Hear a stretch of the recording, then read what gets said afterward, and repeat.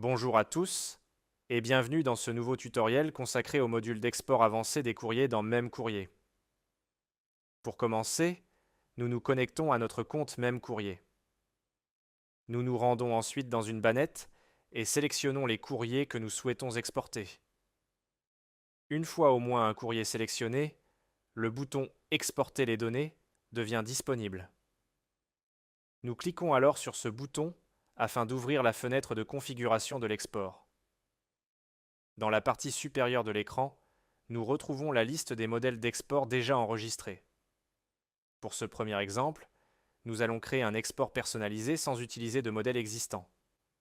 Nous choisissons ensuite le format d'export souhaité. Deux formats sont disponibles.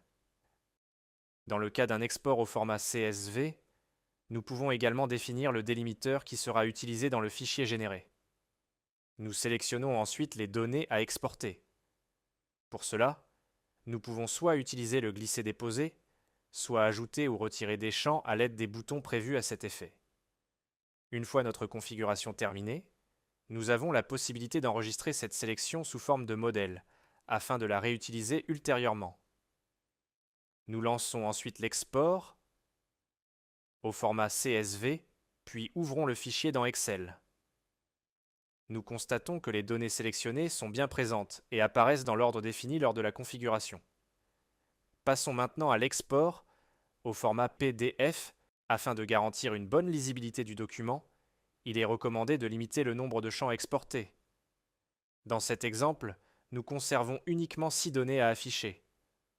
Après avoir sélectionné les informations souhaitées, nous générons le fichier PDF, puis vérifions le résultat obtenu. Comme précédemment, nous pouvons enregistrer cette configuration sous forme de modèle afin d'éviter de sélectionner les mêmes données à chaque nouvel export. Nous allons maintenant découvrir le partage des modèles d'export.